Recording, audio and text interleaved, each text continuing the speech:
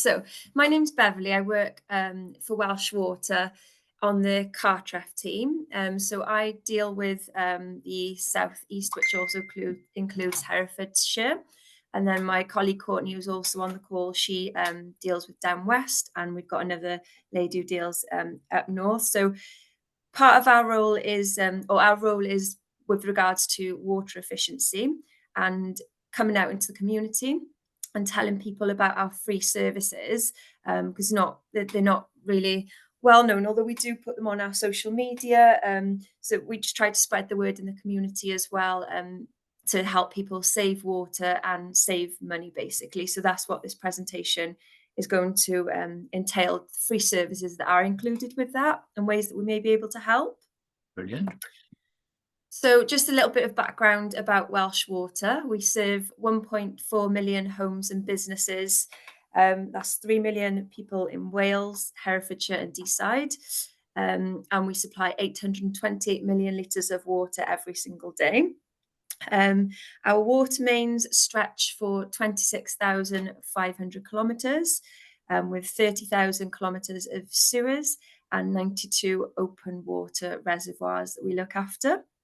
We're the 6th largest water and waste company in England and Wales, and the only water company in England and Wales which is not for profit, and we're the 4th largest company in Wales overall. So with the Cartref team, we help customers in the community to understand their consumption habits, what they're actually using each day, and how they can make small savings in their home by offering free products and services, including things like our leaky loo repair scheme, and also some water saving products to help them save water, help the environment a little bit, and save some money on their bills, because we do find it's harder sometimes to get people to change habits, but it's easy to get them to maybe change a product in their home which will save them that water anyway, as well as giving them some behavioural advice as how they can help in the home. So this is quite a new thing that we do, although we've always had the products available that I will go through. We now offer free water efficiency home visits where one of our advisors goes out into the home after arranging an appointment with the customer that's convenient for them. They'll come out to install our free water saving devices, and this is something that's available to all of our domestic customers at the moment, although in the future we may look to offer that to our business customers as well. They offer a personalised service, looking at that customer's individual usage and providing behavioural change advice by giving values of what is used when, if you were to take a shower instead of a bath, etc., if you were to reduce the time on that. And they're also able to view the savings they can make, because we sometimes find that when customers can actually see the savings in value rather than litres of water, it sinks in a little bit more as to what those changes can make to help them with their bills. And we also do water efficiency visits to schools as well, where one of our advisors or a plumber will attend to install the products, fix leaking toilets, and then the school receive our water efficiency certificate to display. The water saving products that I was referring to are these basically that you see on the screen here. So we've got a shower head. So these are specifically for mains fed showers. Electric showers, they're already water efficient, so they're not appropriate for them. But with these actual shower heads, they've just got a small aerator at the base of the shower. So it's a case of screwing off your old shower head, screwing on the new shower head. Because of that aerator, it adds air into the water without affecting the pressure, and it reduces it from 15 litres to 7 litres per minute. If you're on a water meter, this could equate to a saving of around £30 per year, along with a £30 saving on the gas bill as well, because you'll be heating less water. So a total saving around £60 per year just by changing the shower head. The Save a Flush bag. So We realised that there was one point in time where people used to put bricks into their cisterns to reduce the amount of water. So this is a similar kind of concept, except you don't have all of the bits coming off the brick there. They're designed for the larger cisterns, which are generally the ones with the lever handle. The ones with the push buttons, the like dual buttons, they're already water efficient, so not required. But with these, all you do is lift the lid of the cistern, simply drop the bag in. You don't need to do anything else. Just check it after 6 hours to make sure that it's not obstructing anything. And that bag lasts for 10 years. There's some crystals in the bag, so the water penetrates the bag, creates a bit of volume in that bag and takes up a bit of space and saves 1.2 litres every time the toilet is flushed. We've also got the tap aerators. So the ones shown in the picture are for the smaller bathroom taps. A similar concept to the shower, in that it adds air into the water and reduces the flow by 50% there. So quite a big change just by putting in these fittings into your taps that are already there.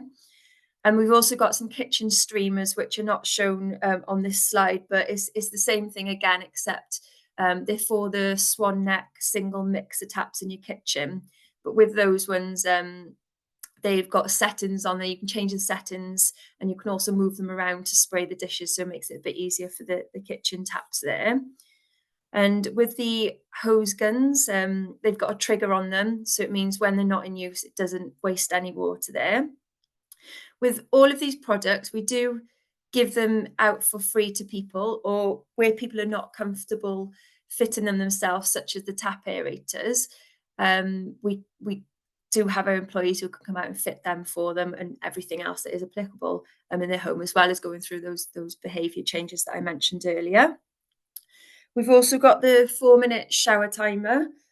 So if you've got a water meter there and you have a water efficient shower head, by changing from a 10-minute shower to a 4-minute shower, you can save up to 10,000 litres of water per year, and then saving on your gas bill as well, because you'll be heating less water. So 12% of your household energy bills are actually used on heating water there. So it makes quite a big difference to people's pockets. We've also got a leak in loo scheme in place. And this can range from anything from a small drip to the continuously flushing. It's surprising how much this can actually add to your bill if you're on a water meter. It can be anything from £100 to £300 per year. And we find that a lot of people, because it's just a small drip there, they'll quite often leave it and not think it's a problem, but it actually adds up to quite a lot. So we have a group of plumbers who cover all of our areas, who come out to fix that for you. Parts and labour all completely free of charge. And just with this scheme alone, we saved 113,000 litres per hour in the last year through fixing the leaky loos. With it, there are some caveats around what we can and can't do. So if it's a leak on the soil pipe or the waste pipe, then we can't help with that. Or if it's a specialised built-in toilet, etc., then in those scenarios, we can't help with them. But we would ask the customer to submit a short video to us. And that's for us to see whether we can help, and also for us to order in any parts that we may help and that we may need. And at the moment, I believe the lead time for that is around about 2 weeks. We cover all properties, so whether they're owned or rented. And the reason for that is even with rented ones where they're covered by like landlords or councils, it can take them a long time sometimes to actually get out to fix that for the customers. And if the customer's on a water meter, that could be adding a lot to their bills and equally wasting a lot of water through something that we can come out and fix for them a lot quicker. So as I mentioned earlier on in the call, we come out into the community to promote our services as much as possible, and we try and educate and promote behavioural changes to assist with the reduction of wastage. And we attend all sorts of events. So this week alone, I've been in Asda inside there, speaking to people.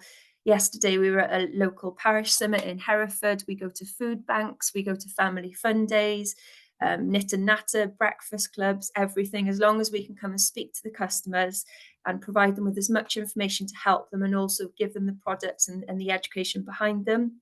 We will attend any group talks. If there's any of you that are members of any other groups where you think they would benefit from us attending and bringing along the products that I've shown and all of the literature, etc., and answering any questions in relation to that, then just let me know. We can get that arranged.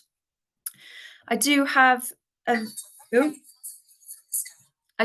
video now. I'm not sure if it looks like it's the wrong way at the moment, but I'm going to press play and see what happens. One moment.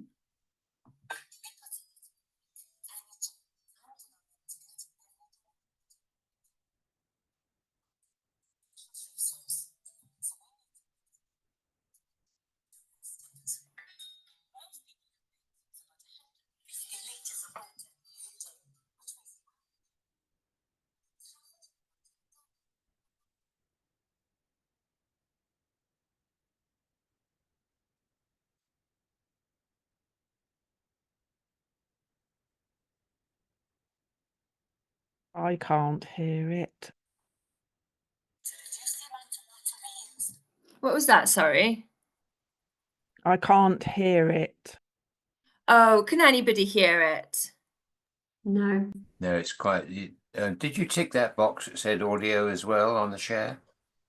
Yeah, let me oh yeah, actually, and I had to untick it for you to be able to hear my voice. So maybe I'll stop sharing and do that again and then play the video and see if it works. I won't be a moment. Okay, and at the moment we're still seeing it as a vertical video as opposed to horizontal. Yeah, I did just try to change that, but I don't know how to do that part.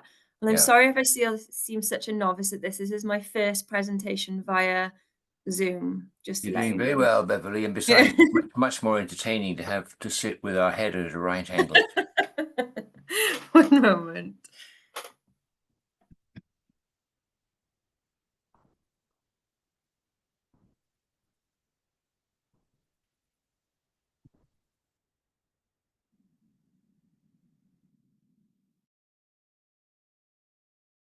Although rain falls freely from the sky, we put a lot of work, energy and love into getting every drop of water to you.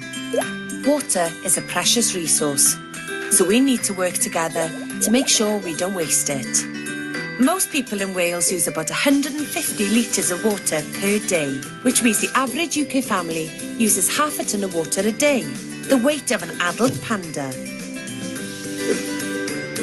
But where does all this water go? We're doing lots to reduce our own water use, but there are some really easy everyday things we can all do to reduce the amount of water we use, and here are our top 10 tips for saving water. By turning off the tap each time you brush your teeth, you can save up to 18 litres. That's a saving of 504 bottles a week. Have a shower instead of a bath. This will not only save water, but can also save money, because heating water can account for 25% of your energy bill. Over 1/3 of the water we use at home goes down the toilet. So if it's yellow, why not let it mellow? Put a full washing load on, rather than 2 half loads. We think our tap water is the best in the world. This is one area you should not cut back on.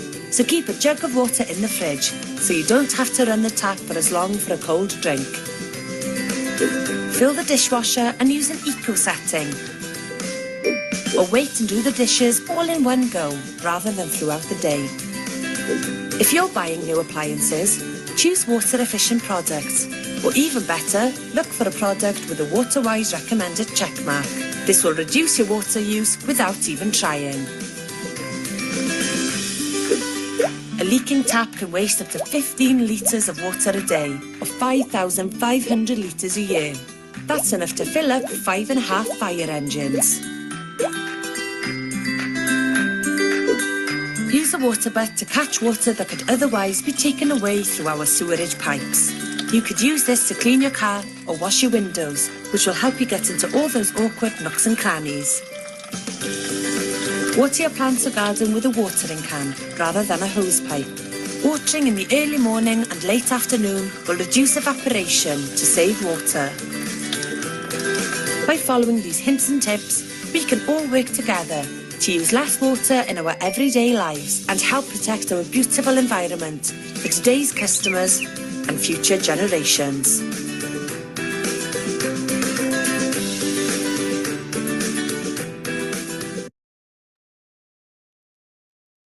Could you hear that?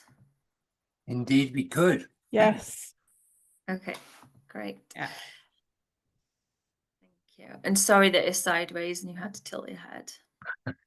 That Thank is you. everything from me. Beverley, well done. It was a very entertaining presentation. Thank you. So congratulations to you. If you were to stop sharing now, they wouldn't have to see me in stereo. Stop sharing. Well There we done. go. Thank you. So Thank you I very found much. that wonderful. I just had a couple of questions to start the ball rolling. Of course. Do you find that you're unique in the United Kingdom in providing these services? Because I must say that our local people haven't actually come around and done the things that you're suggesting. Yeah, so no, I believe other places have already done this. I know Thames Water have already been through the process of offering the free water efficiency products, and they've moved on to the next stage. So I'm not sure about anyone else outside that, but we are following. We were in contact with other water groups. We collaborate with ideas, etc. So it has been done in other places as well around the UK. I'm just not completely sure of which companies. I just know definitely Thames Water have done it in the past. Well, okay, thank you. I have got other questions, but I see there's a queue of lot of people. So let me ask them to go ahead. So perhaps Stuart, could you go, please? Hi, thank you. And thanks for a very good and, as Graham said, entertaining presentation. I enjoyed it. I was particularly struck by one of the first things you said, that Welsh Water is a not-for-profit company. I was wondering if you could just tell us a little bit about how that's come about and the structure of the company. I mean, all the water companies in England seem to be struggling terribly. And I think Thames Water are about to go bust. So yeah. So with the not-for-profit part, it means that we haven't got shareholders. So any profit that we have go back into the company, so that we can do things such as that I'm here going through with you today with regards to water efficiency, etc. With regards to the structure of the company, that is, I mean, I'm on the water efficiency team, so I don't know too much in depth about that side of things. But there was questions I had yesterday with regards to that the company should be nationalised, etc. With regards to our services and making it better at the moment, we don't think that would be a positive thing in terms of, with us being not-for-profit, we can put the money into the company, whereas if it was to become like a publicly funded company, etc., there's constantly cuts, so it could make things worse. But my colleague Courtney is also on the call, and I believe she's got a mic working because she's worked in other departments, so she may be able to give a bit more information on that aspect. Courtney, is your mic working? I don't know. Is it? Can you hear me? Yeah, it's working. Perfect. Yeah, so that is a good question. Obviously, Welsh Water is the only not-for-profit water company in England and Wales. So we are quite different from other water companies out there. But I think that Beverley just basically summed up pretty well. So any profit that we do make goes back into the company, and obviously we are just funded by customers paying the bills, and obviously some funding often comes from Ofwat as well, which is a regulatory body for water companies.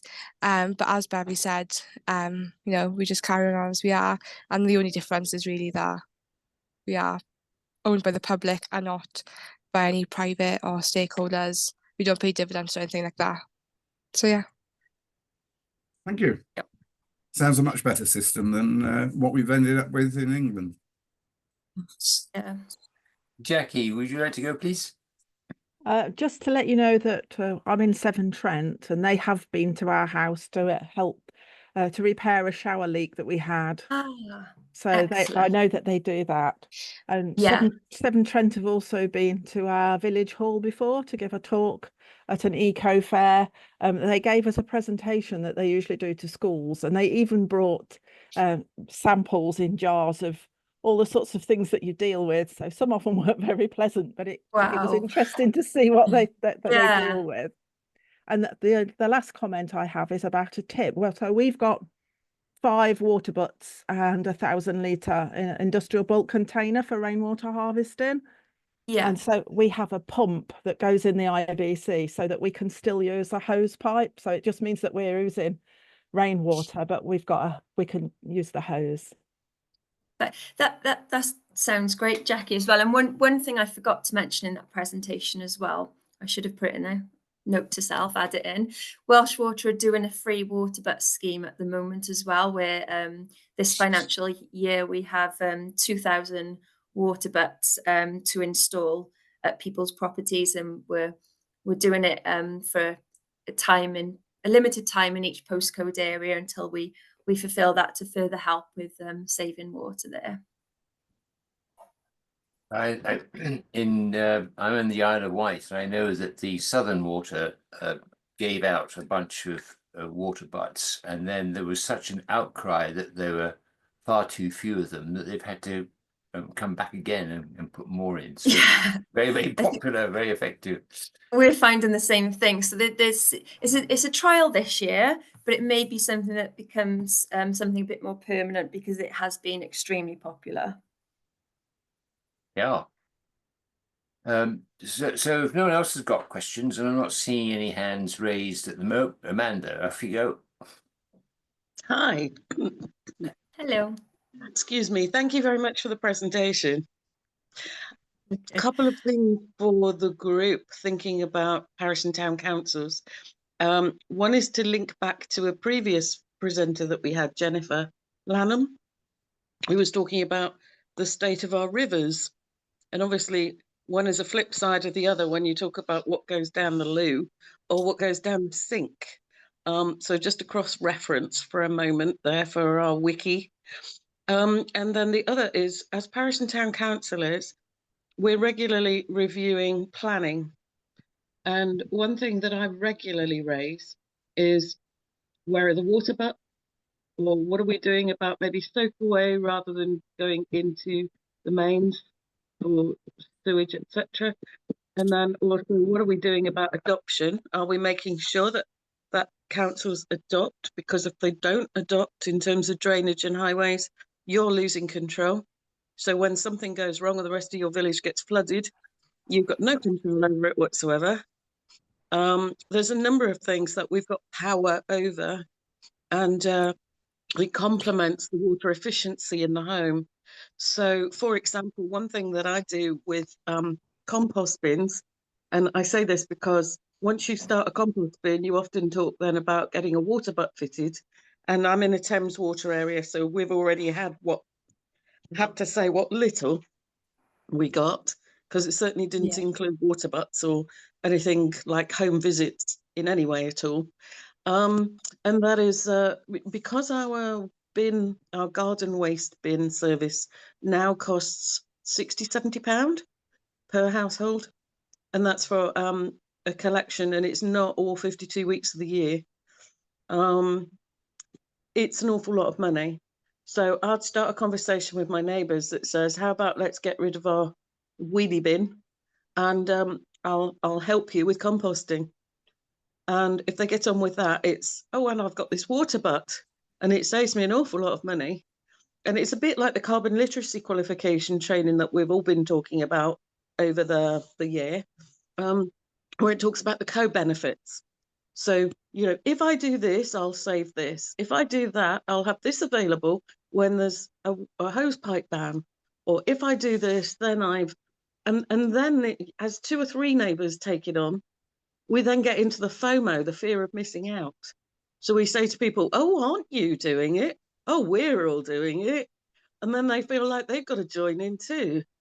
So, you know, these are all sort of behaviour change at local community level, plus some bigger ideas of parish town councils when we're reviewing planning. And the last thing I'll say on that is, as houses have got older, so I used to live in a house that was built in the 1770s, and then I was in a house that was built in the 1930s, and now I'm in a brand new house. The first one had an outside loo, the second one had one loo, and the most recent house, which is a new 3-bed semi, has got 3 toilets. So that's 3 times the amount of drips and wasted water. So as we're looking at our, you know, houses of the future, we might like to think about how we manage to have less leaks in the first place. I'm not advocating having less loos in the house, just simply that it does treble the potential for drips. There's a collection of random thoughts from me. Thanks, Amanda. Let's go back to Jackie, if we could, please. It's just a question about the. Can you hear me? Yeah. Oh, it's all right then, because my microphone wasn't working the other day, hence the earphones. So it's about the hose pipe ban. As I said earlier, we've got a 1,000-litre industrial bulk container that does rainwater harvesting, and we have a pump in it which we connect to our hose pipe. When there's a hose pipe ban, are we still legal if we use our hose pipe with our industrial bulk container? It's a good question. Yeah, I think that's a good question. I think generally hosepipe bans are for obviously when the reservoir is quite low and there's a risk of obviously the water supply being disrupted. But obviously if you've harvested that water from rainwater and it's not coming directly from like the mains water, it's not affecting the supply of water. So it's obviously helping the demand then. So I wouldn't see an issue using it that way. Good. Excuse me, Beverley, I have a question, please, about the acceptance that you get from your customers. Do you find that they are prepared to switch ideas and change the habits of a lifetime? Yeah, I find once we get out in the community and we give them visuals, so for instance, we've got a display that shows how much water is wasted when someone's brushing their teeth, as was shown in the presentation, but it's actually a display of the 12 2-litre pop bottles. And once they see the visual of how much water is actually wasted, it does sit in their mind a little bit more then. And when we explain how many litres are used for a bath, for a shower, etc., they're a lot more open to change. And I think when we go into people's properties as well, and like I mentioned in the presentation, explain the monetary value to them, they are a lot more open to change those habits, especially when they've got a water meter in situ. Bit tougher when they haven't got a water meter, but that's where we bring the energy reduction into it as well, which does help them then pass that message on and make them a bit more susceptible to change a few of the habits that they have there. Yep. And the other question I had, which may not be within your remit to have the information, is something like 30 to 40% of water worldwide is lost through leakage. And does a not-for-profit company do a much better job of hanging on to its water? Courtney, can you answer that one? No, I'm not too sure. Obviously, leakage is a big focus for all water companies at the moment. And obviously we're coming into the next 5 years, the next AMP period, and our investment is significantly increasing. And obviously with stuff like our leaky loo scheme, and obviously we're hiring more leakage detection inspectors and everything like that. So there's a big focus on it at the moment, and it is going to be improved in the future. So I think Welsh Water is one of the companies that's taken it very seriously. Okay. Just for people's interest, I was reading about something called smart balls, which are little sort of tennis ball sized things which are now sent down the main water pipes, and they can tell you where a leak is and how big it is. And this is fascinating. Next time you see tennis balls rolling through your water pipes, you'll know what they're doing. Stuart, you've got a question, please. Thanks. You raised the issue of water meters. What percentage of your population actually have water meters? So I believe, correct me if I'm wrong, Courtney, it's around 50% at the moment. So there's still half of our customers who do not have them. So with those ones, they could have leaks that are not visible, that can be ongoing, and obviously they don't know their usage because they don't have them at the moment. No, I'm just curious because I failed to have a water meter installed. I think Anglia Water or Veolia were due to install one about 3 years ago. Yeah. Put a blue.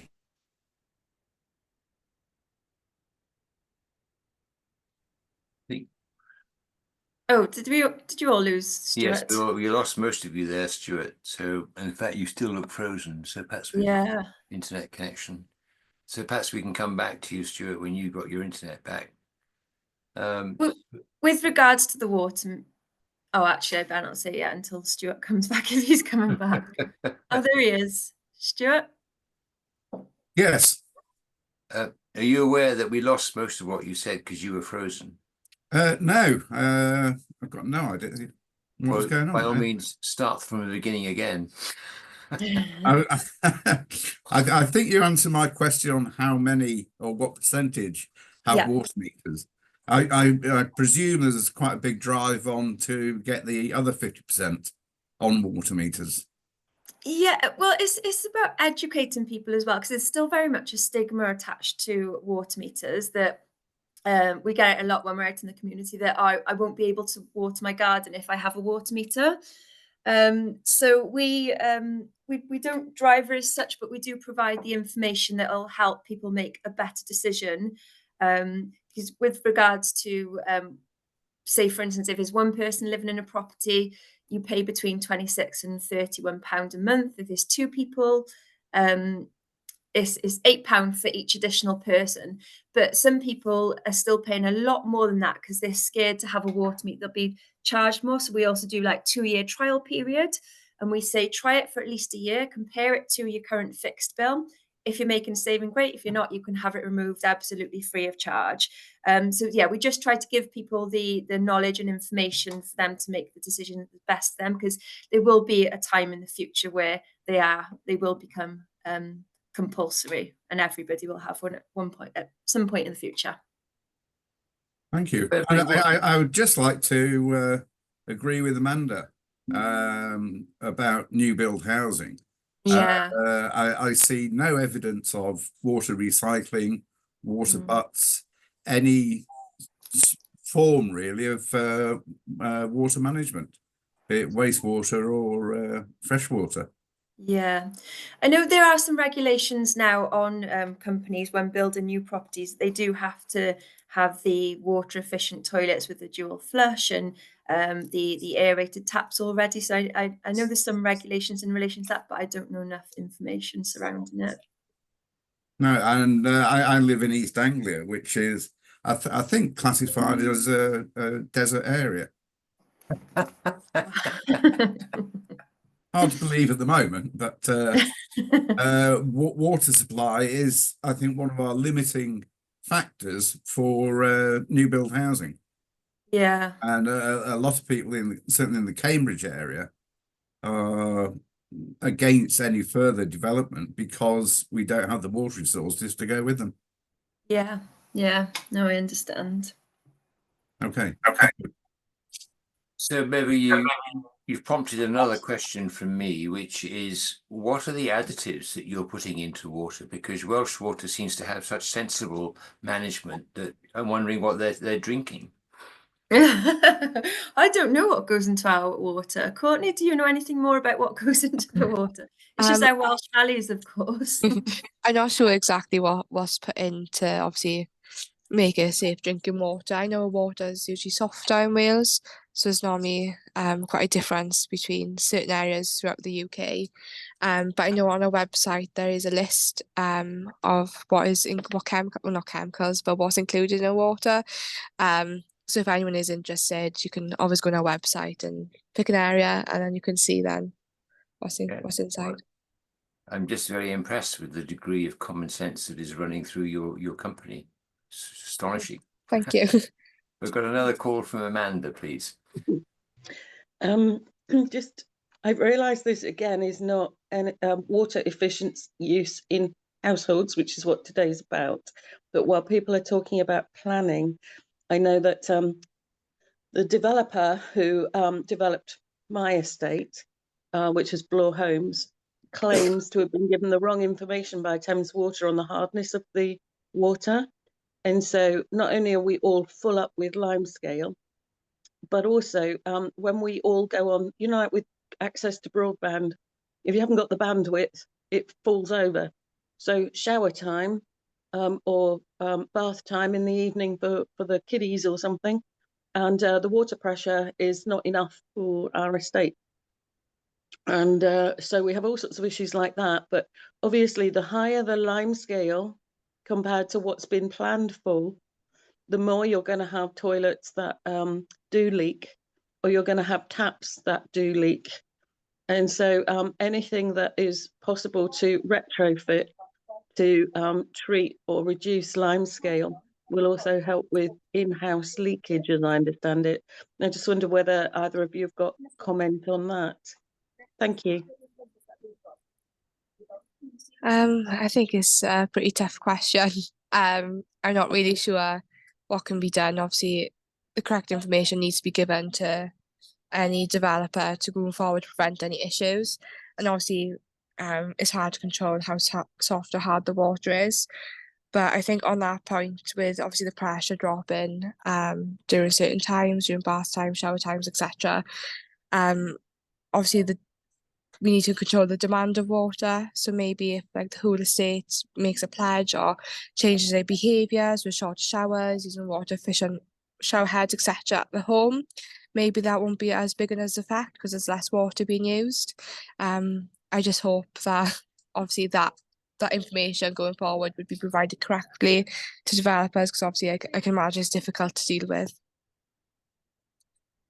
Thanks, Courtney. Stuart, you. up again. I'd just like to ask Amanda, have you got a water softener? Well, I personally haven't, but a lot of my neighbours do. I do it slightly differently. I have a biological, because the problem with water softeners, or some water softeners, is you're putting stuff into the water, not just the sleep. It generally increases the sodium content a little bit. Yeah. So they say your kitchen taps, the ones you use to fill kettle with, shouldn't be through the water softener. But it's one of the first things I did when I moved into this house, because we do have very hard water. And as you say, everything gets furred up remarkably quickly. And if you look at the amount of investment that you've got in things like washing machines, dishwashers, just ordinary taps and plumbing around the house, it's quite a large amount. And I think you do need to protect it, as you were saying. Yeah. I think what's happening is that families are reaching as far as they can reach to get on the ladder to have a home.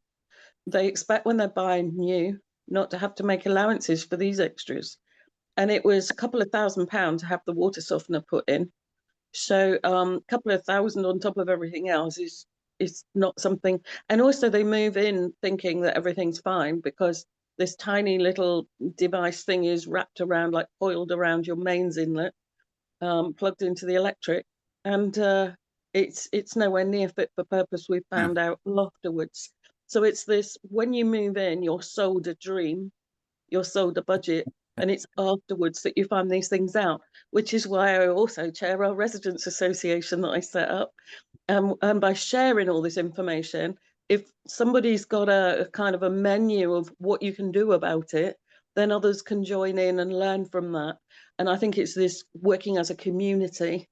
And I think some of the tips that we were given today and some of the devices, I guess my question is, if we don't live in a Welsh Water area, how can we access these things, especially if the scheme is finished, but your house has been built without something? I think if you just type in "get water fit" in Google, I think it's available throughout most of the UK. I know Welsh Water use it if customer just wants to order stuff online to get delivered to their property. I know other water companies use Get Water Fit as well. So all you would have to do is type in your postcode, and hopefully it'll come up to say that you are eligible. It should do. I believe it is a UK-wide thing, and it just goes through a quick survey to see what's compatible with your property, and then you can get stuff delivered to your home then that way. Great. Fantastic. Get water fit. Yes, get water fit. Can I just jump in and have one last plea?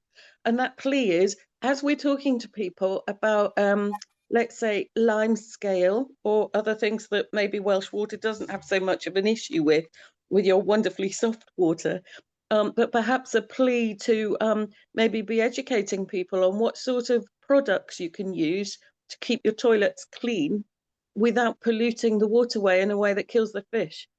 So this is something I've been working on a lot with Jennifer. It's basically what water we use in the home ends up in our rivers and seas. So let's put with our water, or treat our water in a way that's also friendly to rivers and seas. Of course, it's a good point. Absolutely. Any more questions for Beverley or Courtney, please? Okay, well, let me just say that it was a very wonderful presentation. Thank you both for your time and for your beautiful accents. It was very nice to hear an input from a foreign country, and it was great to have you. If I was in any way prepared in advance, I could tell you what's coming up next week, but I'm not prepared, so I can't, but I'll let you know the email that comes out afterwards. So the presentation will be available on the wiki in due course. And Beverley, if it's possible to have a link A to your presentation and B to that video, then we'd love to include those if we could, please. Yeah, and I'll also send the link as well to Get Water Fit that Courtney mentioned as well, so you can see if that's. You're a star. Thank you so much. Yes, thank you very much. Well, thank you all very much for your time, and see you again next week. And thank you particularly to Beverley and to Courtney. Thank you very much. Take care. Bye-bye. Thank you. See you Bye soon. now. Bye.